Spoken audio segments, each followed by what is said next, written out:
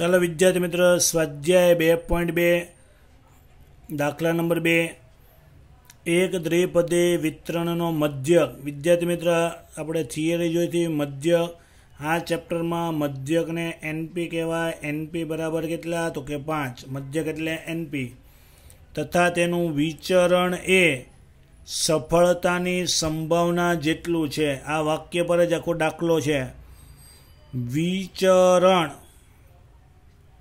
એ સફળતાની સંભાવના જેટલું છે. શું કહે છે બરાબર સમજો. વિચરણ એટલે NPQ.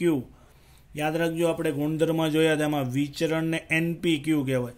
સફળતાની સંભાવના P જેટલું છે. કોણ? તો કે વિચરણ. એટલે વચ્ચે શું આવે? Equal to. NPQ બરાબર શું છે? P છે. આ વિતરણના પ્રાચલો શોધો. વિદ્યાર્થી મિત્રો, પ્રાચલો 2 છે, N અને P. ત્યારબાદ તે પરથી આ વિતરણ માટે એક પણ નિષ્ફળતા ન મળે તે ઘટનાની સંભાવના શોધો. એ પછીની વાત છે વિદ્યાર્થી મિત્રો. સૌપ્રથમ તો પ્રાચલો મેળવવાના N અને P. તમને દાખલાની અંદર મધ્યક એટલે કે NP આપેલો છે 5. તો હવે શું કરવાનું?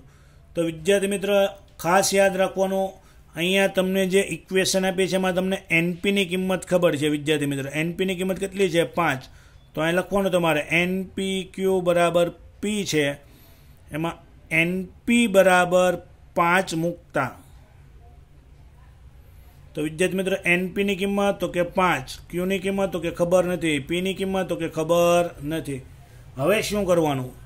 તો વિદ્યાર્થી મિત્રો યાદ રાખજો એક વસ્તુ, આ રીતની કોઈ પણ ઇક્વેશન આવે 5Q બરાબર P અથવા P બરાબર Q, ગમે તે ઇક્વેશન આ રીતની આવે એટલે 2 કિંમત તમે મૂકી શકો.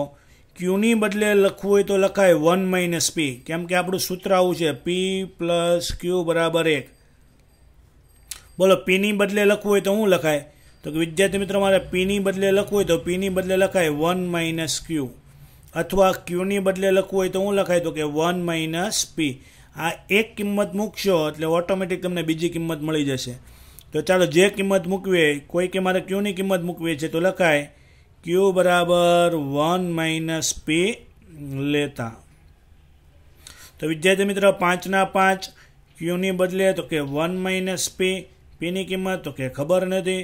5 અંદર ગુણા, એકવાર 5 સાથે ગુણા એટલે 5, હજી એકવાર ગુણાય P સાથે, પણ P માઇનસ એટલે -5P આવશે બરાબર P.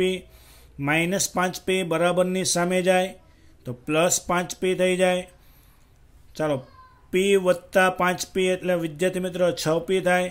હવે યાદ રાખજો, Pની કિંમત તમને મળી જશે. Pની કિંમત મળી જાય એટલે આપણે મેળવવાની છે. તો 6 ગુણાકારમાં, સામે જાય તો ભાગાકારમાં. એટલે વિદ્યાર્થી મિત્રો, Pની કિંમત તમારી 5/6 આવે. અને આપણે ખબર જ છે P મળી જાય એટલે Q તમને મળી જ જાય. વિદ્યાર્થી મિત્રો, P 5/6 હોય, તેથી Q કેટલો થાય? તો કે વિદ્યાર્થી મિત્રો, સરવાળો 1 થવો જોઈએ, એટલે નીચે 6 જ આવે. તો ઉપર 6 કરવા માટે, અહીંયા 5 છે તો 6 કરવા માટે ઘટે કેટલા? તો કે 1. તો 1/6 Q આવે. આ યાદ રાખવાનું. બોલો, આ 7/10 હોય, 7/10, તો અહીં 3/10 આવે. જે છેદ હોય એ તમારો ઉપરનો સરવાળો થઈ જવો જોઈએ બેયનો, તો જ સરવાળો 1 થાય. તો આ તમને વિદ્યાર્થી મિત્રો, ચાલો વિદ્યાર્થી મિત્રો, P મળી જાય એટલે હવે N મેળવવાનો. તો કાંઈ નથી કરવાનું, મધ્યકની કિંમત તમને આપી છે. બોલો, મધ્યકને શું કહેવાય? તો કે NP. બોલો, NP બરાબર કેટલા આપ્યા છે? તો કે 5. ચાલો વિદ્યાર્થી મિત્રો, Nની કિંમત તો કે ખબર નથી. બોલો, Pની કિંમત ખબર નહોતી, તમને મળી કેટલી? તો કે 5/6 બરાબર 5. 6 ભાગાકારમાં, સામે જાય તો ગુણાકારમાં, 5 ગુણાકારમાં, સામે જાય તો ભાગાકારમાં. એટલે N બરાબર 5 × 6 છેદમાં કેટલા આવે? તો કે 5. 5 5 કેન્સલ, માટે N બરાબર કેટલા આવશે? તો કે 6. આ પહેલી 2 વસ્તુ તમને મળી ગઈ, N અને P.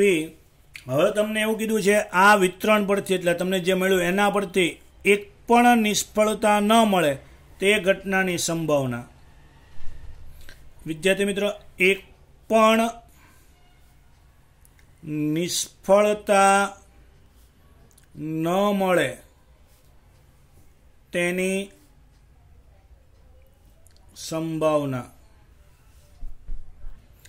તો વિદ્યાર્થી મિત્રો, એક પણ નિષ્ફળતા ન મળે તેની સંભાવના આપણે જોયું. બર્નોલી પ્રયત્ન ખબર નહોતા, તમને મળ્યા. કેટલા પ્રયત્ન કર્યા? તો કે 6.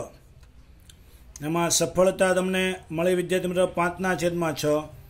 નિષ્ફળતા ક્યુ મળ્યું 1/6. હવે વિદ્યાર્થી મિત્રો, એક પણ નિષ્ફળતા ન મળે એટલે વિદ્યાર્થી મિત્રો એક્સની કિંમત તમારે મળે. એક પણ નિષ્ફળતા ન મળે એનો મતલબ એમ થાય વિદ્યાર્થી મિત્રો બધી જ સફળતા મળે. કેટલા પ્રયત્ન કર્યા હતા? તો કે 6. 6 વખત શું મળે તમને? સફળતા. એક પણ નિષ્ફળતા ન મળે.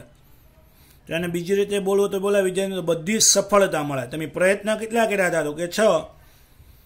તો બધી જ વખત સફળતા મળે એટલે એક પણ નિષ્ફળતા ન મળે. એટલે એક્સ બરાબર કેટલા મૂકવાના વિદ્યાર્થી મિત્રો? 6.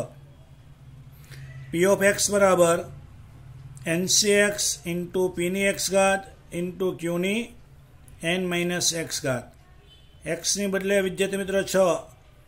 એને 6 આપ્યો. 6 માંથી તો કે 6 પસંદ કરવાના. પીની કિંમત ખબર નહોતી, મળી અહીંયા 5/6. બોલો એક્સની કિંમત તો કે 6. બોલો ક્યુની કિંમત તો કે 1/6. હવે ડાયરેક્ટ લખું છું. n એટલે 6, એક્સ એટલે 6. 6 માંથી 6 બાદ કરો એટલે અહીંયા કેટલા વધે? 0 વધે. 6 માંથી 6 પસંદ કરવાના એટલે જવાબ વિદ્યાર્થી મિત્રો 1 આવે. 5/6 ઘાત 5 × 5 × 5 કરીશું એટલે 15,625 આવે. 6 × 6 × 6 કરીશું એટલે વિદ્યાર્થી મિત્રો 46,656 આવે. કોઈ પણની 0 ઘાત એટલે જવાબ 1 આવે. ઉપરનો ગુણાકાર એટલે 15,625. નીચેનો ગુણાકાર એટલે વિદ્યાર્થી મિત્રો 46,656. કોઈ કે મારે પોઈન્ટમાં લખવું છે તો લખાય 0.3349. તો વિદ્યાર્થી મિત્રો આ છે તમારો જવાબ. છેલ્લે ફરજિયાત વાક્યમાં લખવાનું. તેથી એક પણ નિષ્ફળતા ન મળે તેની સંભાવના 0.3349 મળે અથવા 15,625/46,46,656 મળે. તો અહીંયા દાખલા નંબર 2 તમારો પૂર્ણ થાય છે. અસ્તુ.